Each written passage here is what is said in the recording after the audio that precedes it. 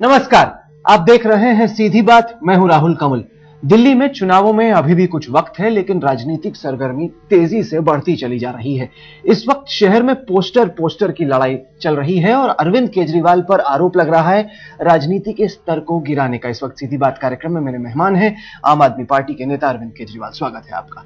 आपने बड़े इश्तिहार निकाले, इस बार भी दिया बेईमानों को वोट तो महिलाओं का होता रहेगा बलात्कार। कांग्रेस पार्टी आप पर आरोप लगा रही है कि राजधानी में आप राजनीति के स्तर को गिरा रहे हैं। कैसे?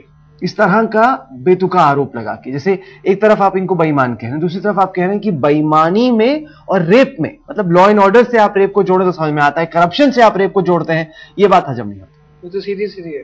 आप किसी भी आम आदमी से पूछ के देखो, इन्होंने जिस दिन इतना तमाशा किया था कांग्रेस वालों ने, हमने आम लोगों से पूछा सड़क के ऊपर, लोग कह रहे हैं जी बिल्कुल ठीक कह रहे हो। अगर सरकार बेईमान होगी, वो बलात्कारियों के साथ मिली हुई होगी, वो क्रिमिनल्स के साथ मिली हुई होगी। कैसे कहते हैं कि क्रिमिनल्स के साथ मिली हुई है, बलात्कारियों के साथ मिली हुई है? आप एक चीज बताइए, अभी 15 दिन पहले एक महिला का बलात्कार हुआ और हमारे लोगों ने, पुलिस एफआईआर दर्ज नहीं कर रही थी। क्यों नहीं कर रही थी पुलिस एफआईआर दर्ज? तो पुलिस एफआईआर दर्ज नहीं करती, हमारे कार्यकर्ता वहां पे एफआईआर दर्ज कराने के लिए गए। पुलिस ने इतनी बुरी तरह से पीटा इन लोगों को, इतनी बुरी तरह से पीटा, उनको इतनी चोटें आई, उनके हाथ पैर तोड़ दिए।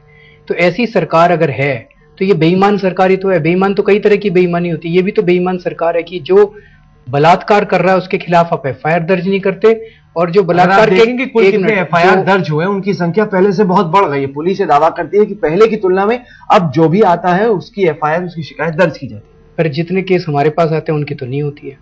मैं तो आपको बता रहा हूँ, दामिनी का केस हुआ था, उसमें कितनी दिक्कत हुई थी। गुड़िया का केस हुआ था, गुड़िया का केस मीडिया वालों ने 19 अप्रैल को उठाया था। 18 अप्रैल को 2:48 के ऊपर हमारे यहाँ पे फोन आया था।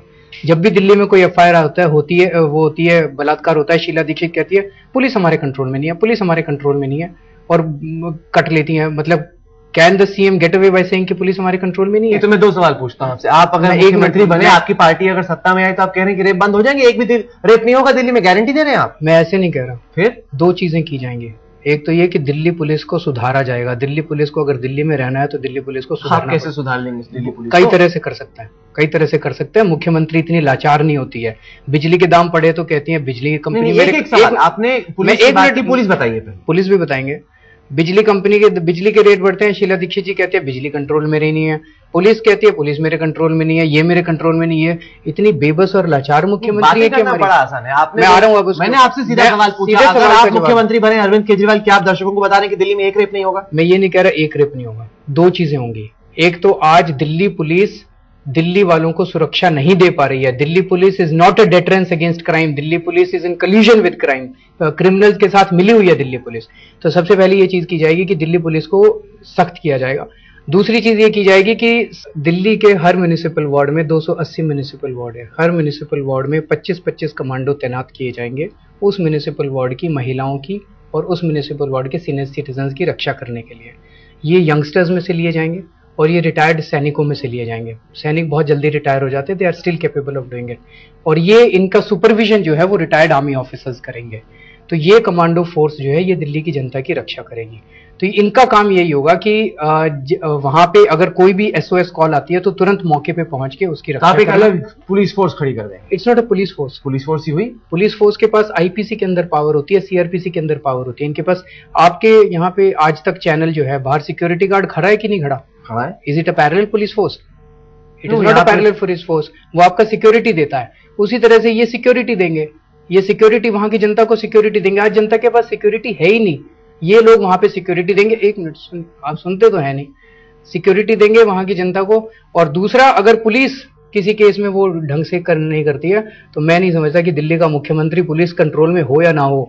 दिल्ली का मुख्यमंत्री इतना लाचार है कि दिल्ली की पुलिस को कंट्रोल नहीं करना। बड़ा आसान है, लेकिन कुछ समझते हैं कि देश कैसे चलता है। हकीकत यह है कि पुलिस वाले दिल्ली की मुख्यमंत्री को रिपोर्ट नहीं करते, वो रिपोर्ट करते हैं मिनिस्ट्री ऑफ होम अफेयर्स। अच्छा, मैं आपसे बन भी गए। अच्छा, मैं आपसे एक चीज पूछता हूँ, दिल्ली की पुलिस मेरे कंट्रोल में तो नहीं है? नहीं है। आम आदमी पार्टी के कंट्रोल। 18 अप्रैल को 2:48 पे हमारी हेल्पलाइन के ऊपर फोन आया कि 5 साल की बच्ची का, भतीजी का मेरा रेप हो गया, जो गुड़िया का रेप हुआ था। 5 साल की भतीजी का रेप हो गया, पुलिस वाले भी कुछ नहीं कर रहे, अस्पताल वाले भी कुछ नहीं कर रहे, आप मेरी मदद कीजिए। हमने उनको ये नहीं कहा कि दिल्ली पुलिस हमारे कंट्रोल में नहीं आती, जैसे शीला दीक्षित जी कहती हैं। हमने उनको ये नहीं कहा कि सरकार नहीं है हमारी, जब सरकार बनेगी तब करेंगे। 1000 कार्यकर्ता हमारे पहुंचे वहां पे गांधीनगर थाने में, उसका घेराव किया और 3 घंटे के अंदर FIR दर्ज करवाई। अगले दिन फिर दयानंद थाने का घेराव किया और दयानंद थाने से उसको, दयानंद अस्पताल से उसको एम्स में ट्रांसफर कराया और बलात्कारियों को पकड़वाया। उसमें मीडिया भी बाद में पिक्चर में आया, मीडिया की वजह से बलात्कारी पकड़े गए। मैं ये कहने की कोशिश कर रहा हूं कि क्या हमारी नीयत है, आम आदमी पार्टी के लोगों की नीयत है, आम आदमी पार्टी के लोगों की नीयत साफ है, शीला दीक्षित की और बीजेपी की नीयत खराब है। नहीं, दिस इज व्हाट डिफरेंशिएट। कई दफा मांग की है कि पुलिस उनके तहत आनी चाहिए, पुलिस आए या ना आए, के बाहर। अगर आम आदमी पार्टी महिलाओं को रक्षा दिला सकती है बिना पावर में आए, तो मुख्यमंत्री तो बहुत कुछ कर सकती है। आपने कैसे उनकी सुरक्षा महफूज की? अरे सर जी, हमने जाके बहुत सारे केसेस हो चुके हैं। 18 अप्रैल को गुड़िया का केस हम लोगों ने उठाया, गुड़िया की FIR दर्ज कराई, बलात्कारी अरेस्ट हुए। उसके बाद अभी 1 हफ्ता पहले बिहार से जो महिला आई थी उसके साथ गैंगरेप हुआ 3 दिन तक। आपके चैनल ने नहीं दिखाया उसको, हम लोगों के कार्यकर्ताओं को बुरी तरह से पीटा गया, बलात्कारियों को अरेस्ट करवाया हमने, FIR दर्ज करवाई हम लोगों ने। उसके बाद 23 अप्रैल को मैं अपने दफ्तर के अंदर बैठा हुआ था, एक बहुत गरीब महिला आई, उसने कहा मेरी बेटी का अपहरण हो गया, 1 महीने से उसकी बेटी नहीं मिल रही थी।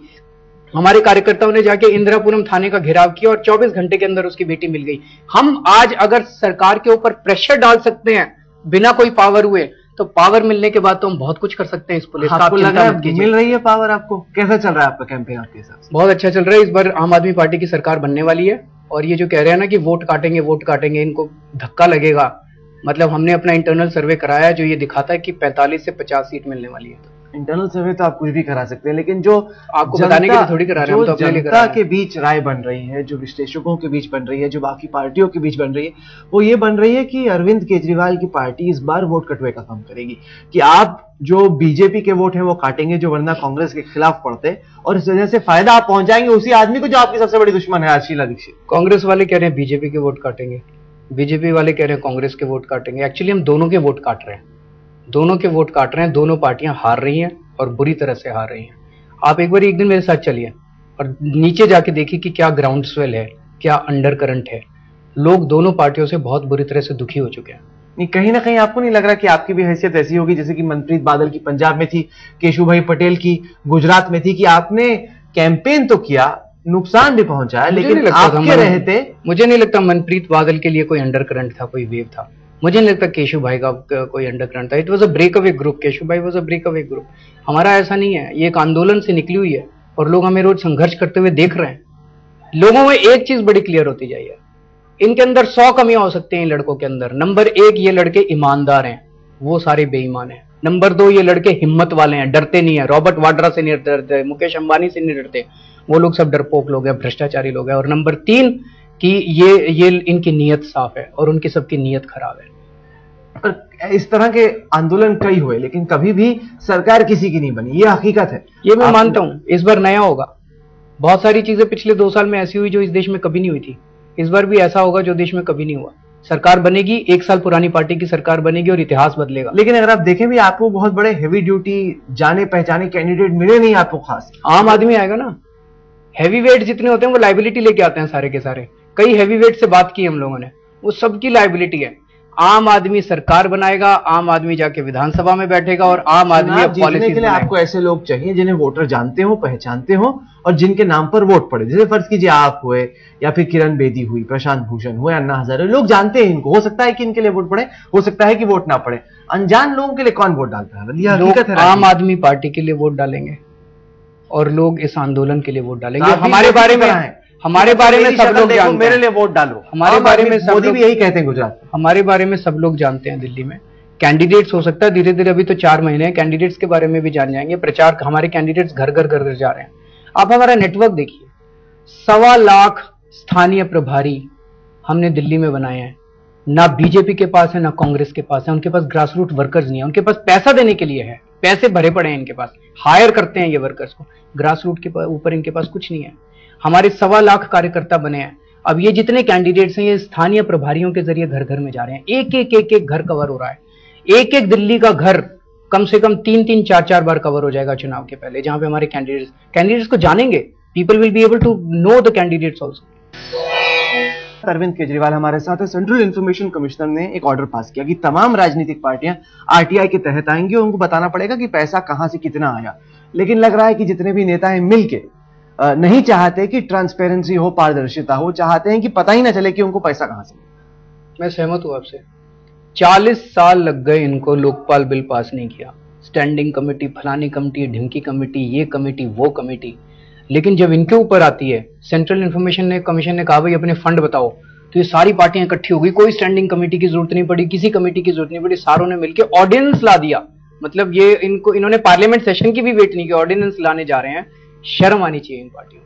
बेसिकली मुद्दा यह है, जैसे भी मुंडे साहब ने कहा था कि 8 करोड़ रुपया मैंने खर्च किया, सारा का सारा 2 नंबर का पैसा, भ्रष्टाचार का पैसा, क्राइम का पैसा इन पार्टियों के फंड में जा रहा है। अगर ये पता चल जाए किस किस पार्टी को कहां से 2000 करोड़ बताते हैं कि कांग्रेस को मिला 5 साल में और 800 करोड़ मिला बीजेपी को और बाकी पार्टियों को भी इतना ही पैसा मिला, अगर ये पता चल जाए ये कहां से आया, तो पता चलेगा कोयले की खदानें जिनको दी थी उन्होंने पैसा दिया, 2G का पैसा ये इनको दिया, यहाँ ये ठेके देते और वहां वो कंपनियां जो है इनके खातों में पैसे जमा करा देती है। कभी भी ये पार्टियां जो है वो नहीं करेंगी। आम आदमी पार्टी अपने सारे अकाउंट्स वेबसाइट पे डालती है, लिस्ट ऑफ डोनर्स, हम एक पैसे का हिसाब देते हैं अपनी वेबसाइट पे।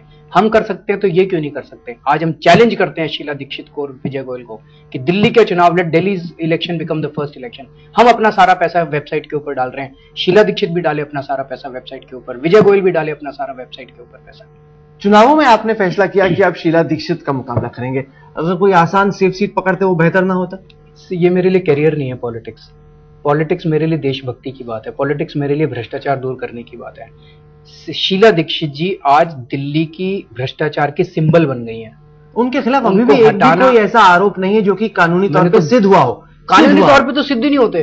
कानूनी तौर पे कैसे सिद्ध होंगे भाई? अभी मैंने उनको चिट्ठी लिखी थी शीला दीक्षित जी को। मैंने उनको कहा था कि 20,000 भाई अनिल अंबानी ने बिजली के दाम बढ़वाए शीला दीक्षित जी को कह के, उनको भारी मुनाफा हो रहा है। अभी मेट्रो के केस में, दिल्ली मेट्रो के केस में अनिल अंबानी को थोड़ा सा नुकसान हो गया और मेट्रो छोड़ के भाग गए वो। यहाँ पे अनिल अंबानी कह रहे हैं मेरे को 20,000 करोड़ का नुकसान हो गया, फिर भी छोड़ के नहीं भागे। इसका नुकसान नहीं हुआ, सारा का सारा फर्जी है। ब्रजेंद्र सिंह जी जो थे डीआरसी के अध्यक्ष, उन्होंने 2010 में ऑर्डर बनाया था कि दिल्ली में बिजली के दाम बढ़ने नहीं चाहिए, घटने चाहिए, क्योंकि इन कंपनियों को भारी मुनाफा हो रहा है। शीला दीक्षित जी ने ब्रजेंद्र सिंह को हटा दिया, नया चेयरमैन ले आई। अब ये चेयरमैन ये कहता है कि इन कंपनियों को 20,000 करोड़ का नुकसान हो रहा है। 20,000 करोड़ का नुकसान है और अनिल अंबानी यहां बना हुआ है। और जैसे ही अनिल अंबानी ने कहा 20,000 करोड़ का नुकसान हो गया, शीला दीक्षित जी दौड़ी दौड़ी सेंटर में गई, इनको पैकेज दे दो, इनको पैकेज दे दो, बेचारों का नुकसान हो गया। और दिल्ली का एक आम आदमी कह देता है कि मेरे से बिजली का बिल नहीं भरा जाता। शीला दीक्षित कहती है कूलर चलाना बंद कर दो, फ्रिज चलाना बंद कर दो। तो आप क्या करेंगे? प्राइवेटाइजेशन को वापस ले लेंगे आप? सीएजी का ऑडिट होना चाहिए।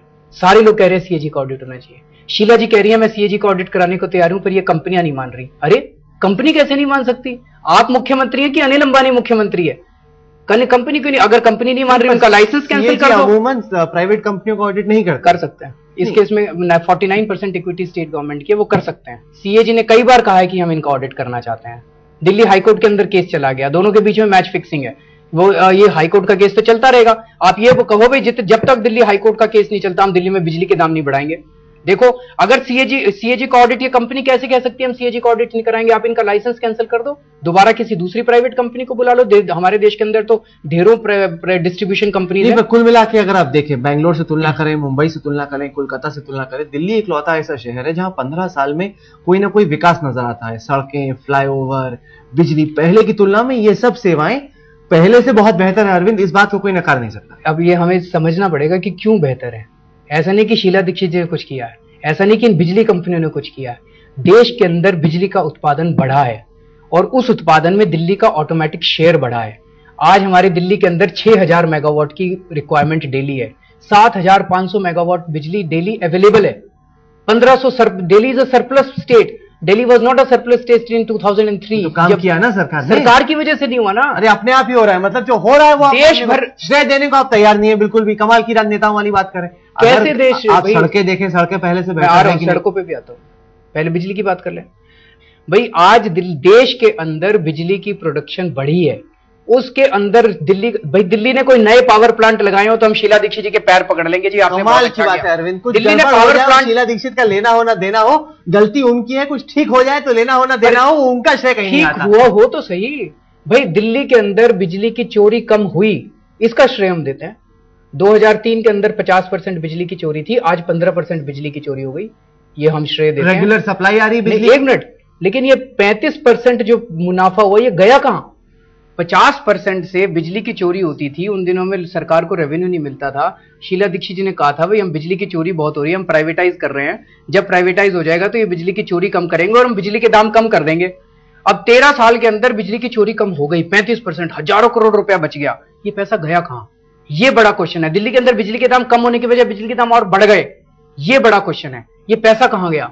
इसका मतलब ये सारे के सारे अकाउंट्स, बरजिंदर सिंह ने लिखा है अपने ऑर्डर में, इनके सारे अकाउंट्स फर्जी हैं, the accounts are manipulated, so there ought to be an audit. अगर ये ऑडिट नहीं कराते और शीला दीक्षित कहती है कि बिजली कंपनियां मेरी बात नहीं मान रही हैं, ये बात से मैं सहमत नहीं हूं कि मुख्यमंत्री की बात बिजली कंपनी न मानने के लिए। आपको लग रहा है कि आप मुख्यमंत्री को हरा देंगे चुनाव में? हाँ, वो मैं क्या हरा दूंगा, जनता हराएगी। जनता दुखी है, बिल्कुल जीत रहे हैं, जनता दुखी है शीला दीक्षित जी से। भाई आप जाके तो देखिए। और दूसरी बात, आपने कहा सड़कें बड़ी अच्छी है, आपको केवल रिंग रोड दिखाई देती है, आपको केवल नई दिल्ली की सड़क दिखाई देती है। 50 मीटर आप नीचे सड़क से उतर जाइए, आपको दिल्ली दिखाई देगी कि दिल्ली है क्या। सड़ांध मार रही है दिल्ली, बदबू आ रही है दिल्ली के अंदर से। मैं आप चलिए ना, आप एक कैमरा भेज दीजिए मेरे साथ, मैं आपको असली दिल्ली में लेके जाता हूं। 80% दिल्ली ऐसी है, 40% दिल्ली के अंदर पीने का पानी नहीं आ रहा है। लाल किले के ऊपर खड़ा होकर प्रधानमंत्री जी हर साल कहते हैं हम गांव-गांव में पानी पहुंचाएंगे। अरे गांव-गांव में पानी कब पहुंचाओगे? 65 साल में दिल्ली के घर-घर में पानी नहीं पहुंचाया गया आप लोगों से। संगम विहार में पानी नहीं आता, अम्बेडकर नगर में पानी नहीं आता है, महरौली के अंदर पानी नहीं आता है, देवली के अंदर पानी नहीं आता है। एक भी घर में 15 दिन में एक बार पानी आता है। कैसे जी रहे हैं वो लोग, आप उनसे पूछिए। ये दिल्ली है। आप कहते हैं विकास हुआ है? 70,000 करोड़ रुपया फूंक दिया इन लोगों ने कॉमनवेल्थ गेम्स में। कहां है विकास हुआ है? केवल वो रिंग बार बार वही सड़कें बनाते रहते हैं, बार बार वही सड़कें बनाते रहते हैं, अंदर सड़कें ही नहीं है। Roads don't exist. कूड़ा कचरा चारों तरफ हाहाकार मचा हुआ है दिल्ली के अंदर। शीला दीक्षित जी की अपनी विधानसभा, उसमें डीआईजेड एरिया है which is 3 kilometre from president, वहां पीने को पानी नहीं है, लोगों के घरों में पानी नहीं है। लोग चौथी मंजिल से नीचे उतर के पार्क में रोज पीने का पानी भरते हैं, रोज लंबी लंबी लाइन पड़ रही है, जैसे पुराने जमाने में औरतें जाया करती थी कुएं से पानी लेने। ये शीला दीक्षित जी की कंस्टिट्यूएंसी, ये नई Delhi constituency, 3 kilometre distance from Rashtrapati Bhavan. This is the development of Delhi.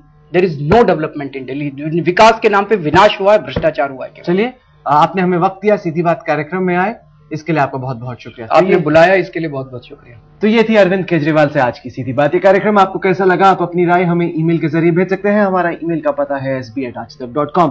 साथ के साथ इस कार्यक्रम को आप हमारी वेबसाइट पर देख सकते हैं, जिसका पता है www.aajtak.in/सीधी बात।